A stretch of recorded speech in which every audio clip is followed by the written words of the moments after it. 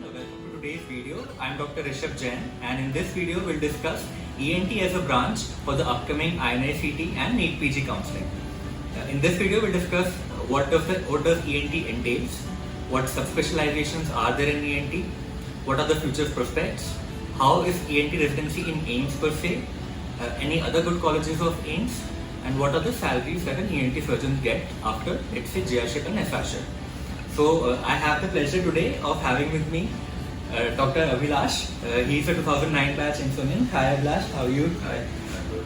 And he's 3 years senior to me from AIMS, and sir is doing his fellowship in head and neck oncology currently from All India Institute of Medical Sciences, where he also did his post-graduation in ENT and senior residency in ENT.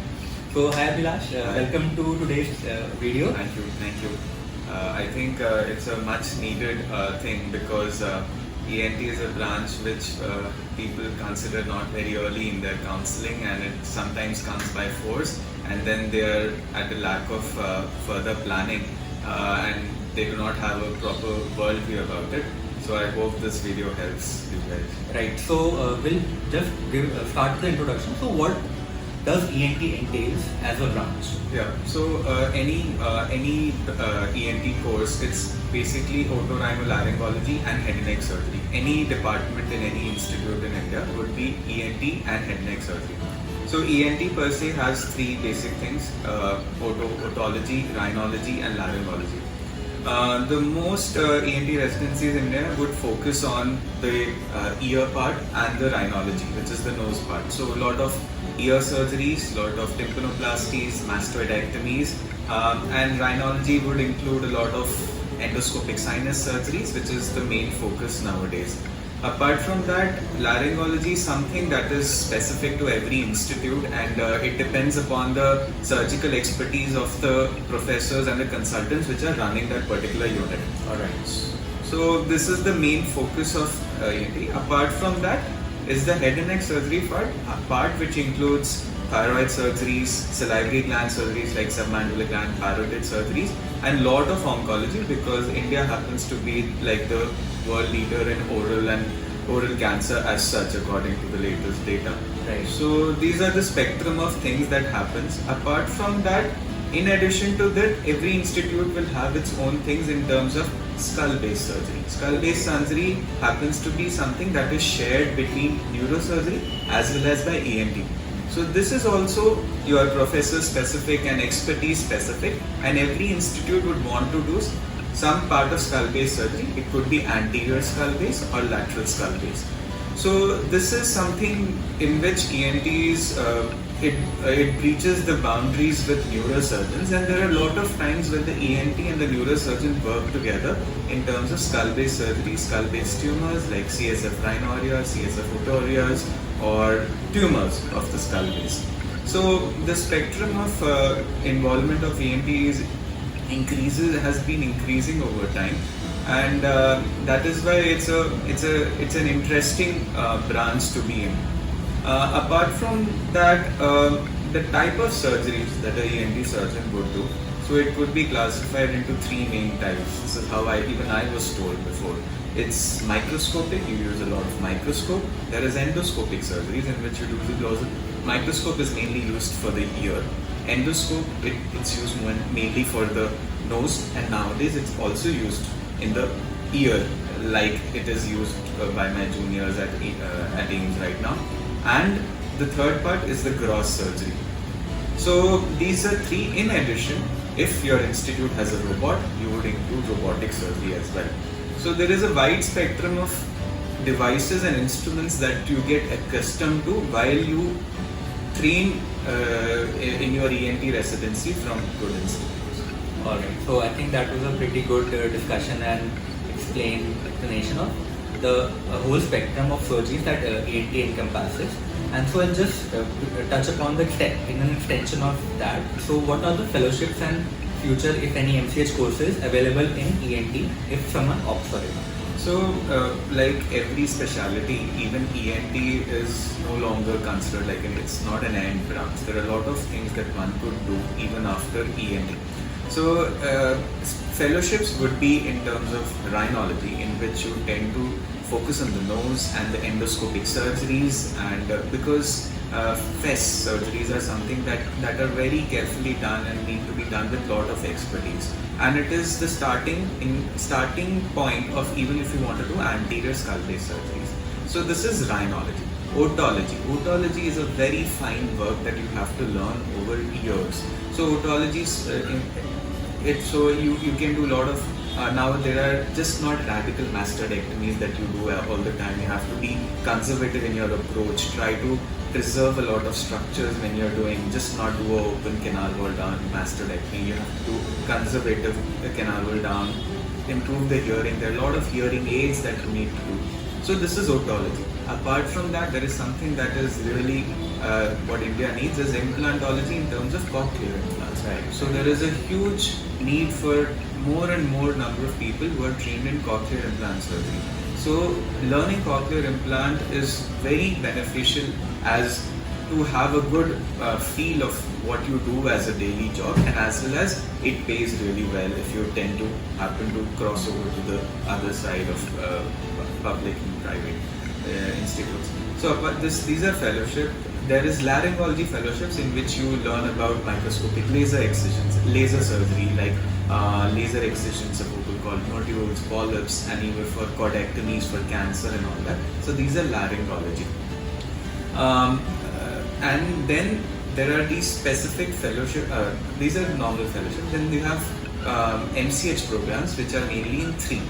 So you can do specialization in MCH head and neck oncology, which is what I am doing right now. Apart from that, you have MCH in plastic surgery and MCH in neurosurgery. So according to the latest guidelines by the NMC, a person who does MSc-ENT, he or she is eligible to do MCH neurosurgery, plastic surgery as well. So in terms of recognized courses, you have 3 MCH courses. Fellowships are innumerable. Right.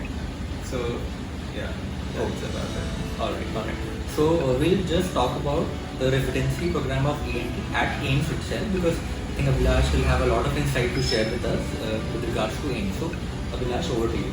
So in general, ENT residency overall is considered something which is light. But it also depends upon the institute where you are doing. So AIMS happens to have quite a rigorous ENT residency. So the first 6 months of your residency is where you are called a house surgeon, in which you are posted in the ward and you take care of the ward related patients, inpatient care predominantly. As you go into your second semester onwards, then you start your OPDs and you start going to the OT, and then you start doing on-call duties. So as a second semmer, you will be the first on call in terms of receiving all the calls from emergency, and as you progress through, you start becoming senior and you take responsibility for other things. So in terms of so this is how you do. You follow a unit following your second semester onwards. So on a OPD day, you will have morning OPDs, and in the afternoon you will have specialty clinics. Alright. So ENT has we have specialty clinics like otology, then we have vertigo, which is something that a lot of people fail to assess very well. So we have vertigo, then we have facial plastics and head and neck oncology, head and neck cancer clinic, which is called the tumor clinic. So these are the specialty clinics. So a person who does OPD in the afternoon, he will have clinics like these. On a OT day, we have almost 2 OTs mostly in a day, which is divided into cancer and non-cancer. And apart from that, we have a local anesthesia table where the residents are mostly involved in doing septoplasties, tympanoplasties, small endoscopic sinus surgeries, small excisions, biopsies. So this is where the resident gets a lot of hands-on initially before he proceeds onto the GA table, which is predominantly restricted to the senior resident and the consultant. But as you go, your involvement improves. In terms of surgical exposure that a person gets, so I've been told, and what I feel is a good assessment is that we should never consider 3 years of residency enough for any surgical specialty. You should always think about 6 years, which is 3 years of JRship and 3 years of SRship. being very eager to know, to do a lot too early might not also be the best way ahead. So if like how I was told was that at the end of 3 years you will have a good understanding of about 60%, 50 to 60% of the work that you do. But if you want to, but you should see at the end of 6 years you should be a person who spends 6 years at an institute would be able to do about 80 to 90% of the surgical stuff being done. Oh, And over time, like at least he would be initiated and he or she will not be lost as to how to approach a particular surgery. But eventually practice and experience would help him, he or her, go into it. So that is in a nutshell what you would do. So in an emergency setting, you have a lot of emergencies like the mucormycosis wave. So a lot of people got to do a lot of maxillectomies and orbital excentrations, deep neck space abscesses, a lot of tracheostomies which are innumerable, emergency mastoid surgery. So these are all things that as a GR you would a lot of times you would be assisting in the first 2 years. In the final year, you would get some parts of these surgeries, and depending upon how your own work ethic is and how much you are able to grab, you might get opportunity for even more. Alright. So AIMS also has a National Cancer Institute in Chanchar where a lot of head and neck oncology comes. So how was that experience during the tension session? It's a great addition to our residency program, but it helps the SRs like me as an MCH resident. It helps me more than the junior resident. Okay. So a junior resident mostly goes, and he or she is also getting a lot of opportunity in terms of surgical exposure to head and neck at NCR because there is more hands-on there. And the patient volume has rapidly increased over time. The number of OTs are also pretty high. Like we have 8 OTs dedicated head and neck cancer OTs at NCR Jajjar. So the spectrum and the exposure is very good, and the facilities are also state of the art. So it's a pretty cool place to work in, I would say. So just a couple of questions. So what are the other good ENT programs in India? So if I see in the north, then PGI Chandigarh has a very good program. In terms of surgical exposure and the kind of residency have, it's pretty much similar. The rigor of the program is also good, and even the academics of that institute it's extremely good. So I had very good friends who are from PGI. Then apart from that, SMS Jaipur has an excellent program in terms of the number of OTs they have, the kind of hands-on they have. It is amazing. They have almost 7 to 8 OTs every day. Imagine. So as a senior resident, I have friends who have worked there, and it's a brilliant hands-on experience. So apart from that, I think KEM offers a very good program. Then Osmania has a very good program down south. So these are the good CMC Vellore, Jipmer.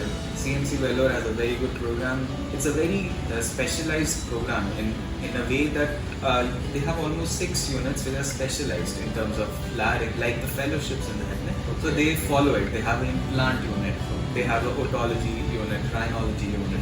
So it is specialized, so one gets trained to think and perform in a particular way.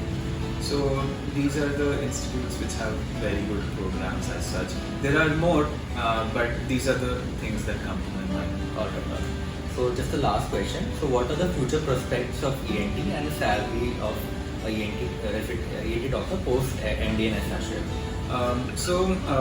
Like now with the kind of fellowships and things coming in, so there are quite options for people to train in even after SRCM. So if I see SR who joins, like if he joins academic institute, it could be according to the government salary, which is about 1.5 lakhs. Yeah, starting. That would be the starting.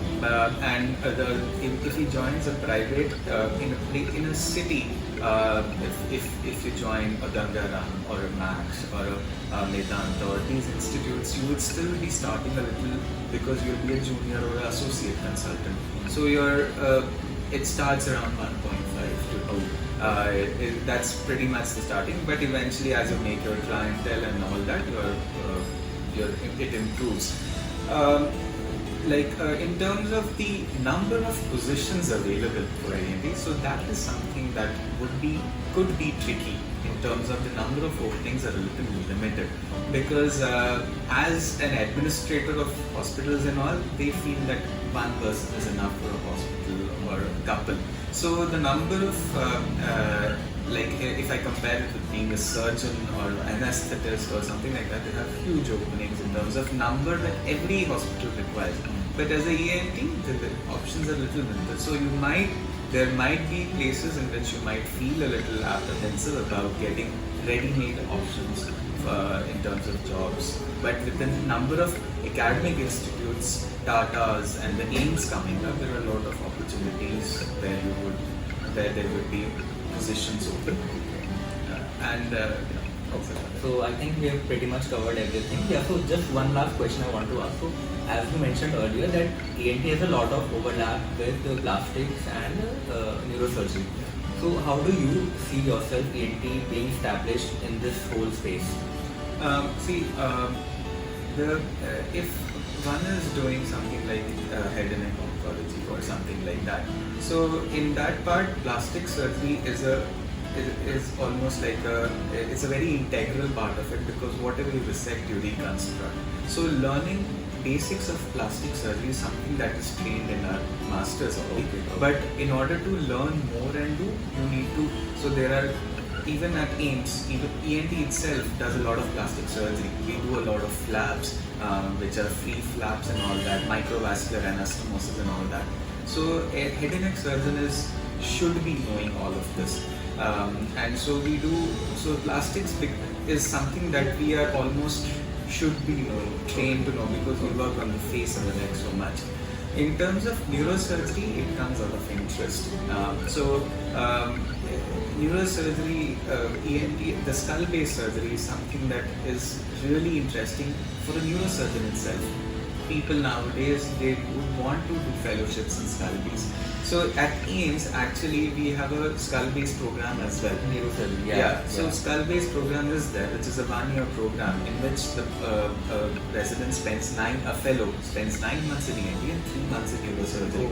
So this is the program that runs. And even so, there is a close coordination over time that is established between ENT and neurosurgery, and we do a lot of skull-based work like that. I think so. For example, like as a radiologist, I see a lot of JNAs which are extending intracranially. I think those are dealt combinedly with ENT and neurosurgery. That's totally right. And even the skull-based fellow who's recruited by the neurosurgery department, a lot of times they would take interest and come to ENT to learn a little bit of lateral skull base, like going through the mastoid and then to the skull base, to the CP angle and all of those. So those are things that an ENT surgeon knows more in a better way rather than a neurosurgeon. Because working in that anatomy. Yes, correct. A lot of bone drilling and all. And we have a temporal bone lab in ENT where you can take from the forensic and all, you can practice on your own. It's a very nice lab with a lot of microscopes, and also people do their practice sessions there, post their work or whatever. So good number of facilities to learn all these things, very good exposure. I think so academics and the kind of teaching experience in AIIMS is pretty good as far as JRship and SRship is concerned. Right? Correct. Right. So I think that we have covered. Yeah, just one more thing. So I know it's been a long discussion now, but I just want to touch about robotics because that is specific to AIIMS, I believe. Because AIIMS ENT also does some robotic surgery. Yes. So I want to know about that. So robotic surgery has come into prominence for head and neck because there are certain sites, predominantly tumors, which are inaccessible or require a lot of morbid surgery if they are done externally, like targeting the oropharynx or the supraglottis or the hypopharynx. So there are certain patient and tumor factors in which doing a robotic surgery makes it minimally invasive, has a quicker recovery and a quicker discharge. So for oropharynx it will be supraglottic, and now using robotics, now we have started doing thyroid surgery also in order to make it a more cosmetically pleasing surgery, in which we use a retroauricular incision in order to access the thyroid. Oh. So if you see a person front on, you do not see a scar. So robot outside India, it is being used for a lot more things, and it is a matter of time before we start doing things like that for the Indian population as well. So robotics, we have one OT every month. So its frequency is not very great, but we do it regularly. Okay. So for parapharyngeal space tumors also sometimes we do robotically. So for thyroid, parapharynx, oropharynx, supraglottis, so these are areas where we Alright. So it was Abhilash, very nice talking to you, and even I got the very new insights which I was not aware of, and I think a lot of people who would like to choose ENT or are getting ENT had very good insights about this branch. So thanks a lot, and nice talking to you. thanks for being. So bye bye.